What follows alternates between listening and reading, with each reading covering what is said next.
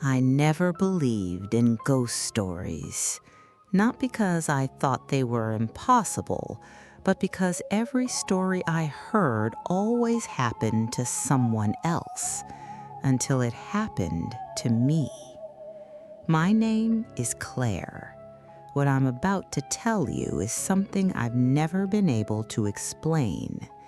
It began at my grandmother's funeral, and it ended with me questioning whether death has someone who watches long before it arrives.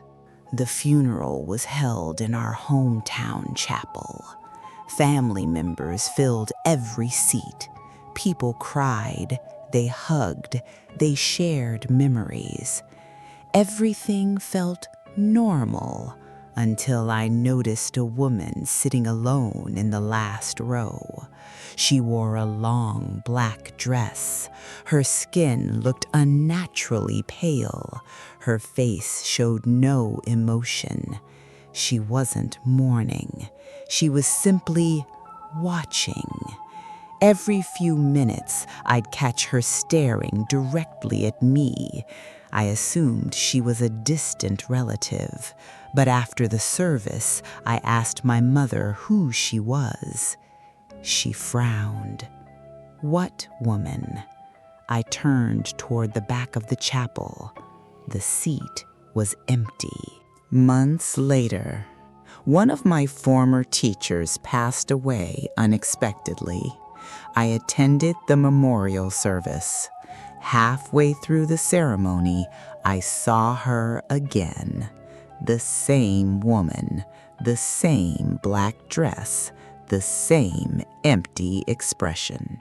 She sat quietly in the last row, watching everyone.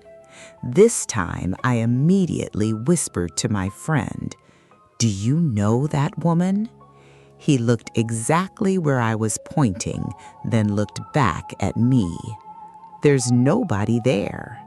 I turned back. She was gone. Not walking away, not hiding, just gone. That's when I realized something wasn't right. After that day, I couldn't stop thinking about her. Every funeral I attended, she was there. Old neighbors, distant relatives, former co-workers, no matter whose funeral it was, she always appeared, always in the last row, always silent, always watching, and every single time no one else could see her. Eventually, curiosity became obsession. I searched old newspapers, church archives, funeral photographs, anything that might explain who she was. Then I found a photograph from 1987. Standing in the background was the same woman, exactly the same face, no wrinkles, no changes, nothing. Then another photo, 1972, she was there. Another, 1958, still the same. She hadn't aged, not even a day. After discovering those photographs, I stopped going to funerals whenever I could. I made excuses, sent flowers instead, anything to avoid seeing her again. For almost a year, it worked. Then my cousin Emily died in a terrible car accident. She was only 26. I couldn't stay away. During the funeral, the chapel was packed, except for one empty row, the last row, where she was waiting. This time, I decided to confront her. Every step toward her felt heavier. The closer I got, the colder the room became. I sat beside her. For several seconds, neither of us spoke. Then she slowly turned her head toward me and smiled. It wasn't warm, it wasn't kind. It looked like someone pretending to understand human emotion. Then she whispered, "Your funeral is next week." Before I could react, she disappeared. I didn't sleep for an entire week. I avoided driving. I avoided crowds. I barely left my house. Every sound made me panic. Every shadow made me freeze. I counted every single day. 1, 2, 5, 7. Nothing happened. Eventually, I convinced myself it had all been grief, stress, hallucinations. That evening, I finally drove to visit my parents. The road was quiet. For the first time all week, I felt safe. Then my phone rang. I looked down for less than a second.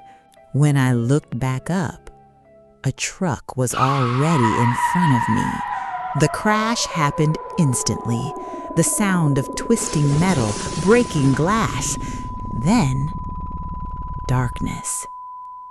When I woke up in the hospital, the doctor said I was incredibly lucky. I had survived. Later that afternoon, a nurse handed me a small envelope.